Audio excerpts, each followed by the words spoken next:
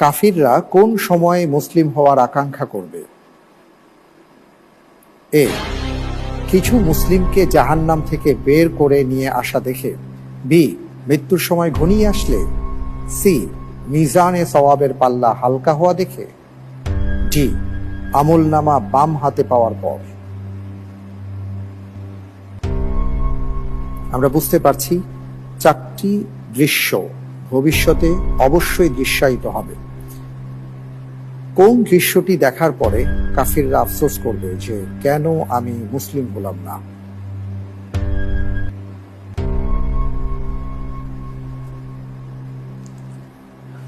আলহামদুলিল্লাহ, আমি এর উত্তর হিসেবে বেছে নিচ্ছি এ, কিছু মুসলিমকে জাহান্নাম থেকে বের করে নিয়ে আসা দেখে। এ, কিছু মুসলিমকে জাহান্নাম থেকে বের করে নিয়ে আসা দেখে তারা মুসলিম হবার আকাঙ্ক্ষা করবে আপনি বলছেন। আমি কি এটাতে লক করে দিব? জি, ইনশাআল্লাহ। ফ্রিজ করে দেওয়া হোক এ। আপনি অনেক চিন্তা ভাবনা করে কথাটি বললেন, আমি দেখলাম।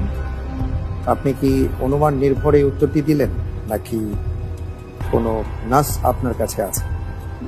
নস এতটুকু মনে পড়ছে না, তবে কোরআনে অথবা হাদিসে এরকম একটা আছে যে যখন কিছু মুসলমানকে জাহান্নাম থেকে শাস্তি দেওয়ার পর তাদেরকে জান্নাতে নিয়ে আসা হবে, তখন কাফেররা এটা নিয়ে আফসোস করতে থাকবে আর বলবে, আমি কেন মুসলমান হইতে কথা পারলাম না, আমি মুসলমান হলে তো আমাকেও আজ এখান থেকে নিয়ে যাওয়া হতো, আমি যদি মুমিন হতাম।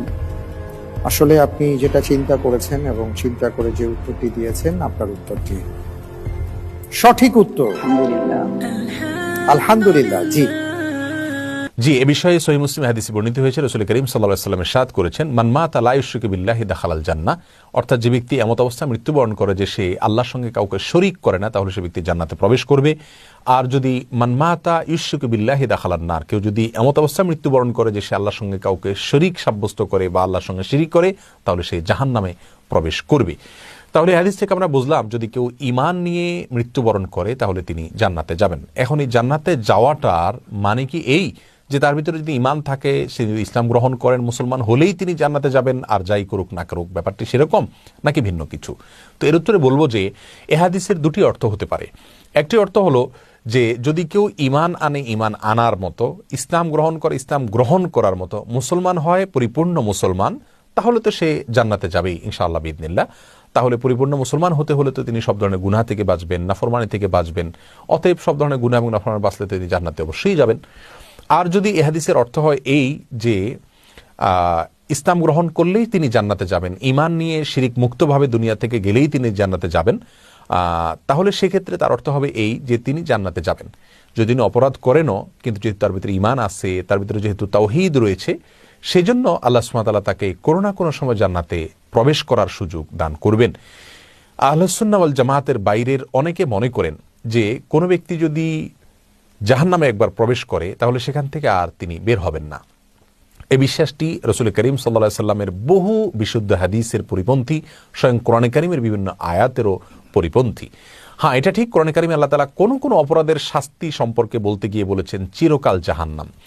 তো তার ব্যাখ্যায় মুফাসসির ওলামায়ে কেরামের অনেকেই বলেছেন উদ্দেশ্য হলো দীর্ঘমেয়াদী জাহান্নাম। অন্যথায় সহিহ বুখারী হাদিসে আসছে যে ব্যক্তি সর্বশেষে জাহান্নামে যাবে তাকেও বের করে আনা হবে যদি তার ভিতরে ঈমান থাকে। কিভাবে বের করে আনা হবে সেই দৃশ্য বুখারীতে বর্ণিত হয়েছে, যার কারণে রাসূল করিম সাল্লাল্লাহু আলাইহি ওয়াসাল্লাম হাদিসগুলোকে সামনে রাখলে আমরা দেখতে পাই মুসলিম হয়ে কেউ মৃত্যুবরণ করলে তিনি জান্নাতে যাবেন। যদি তিনি অপরাধ করে যান, তার শাস্তি ভোগ করার পর তিনি জান্নাতে আসবেন, তবে শর্ত হলো তার তাওহীদ ঠিক থাকতে হবে, শিরক থেকে তিনি বেঁচে থাকতে হবে। আল্লাহ তাআলা শিরকের অপরাধকে ক্ষমা করবেন না।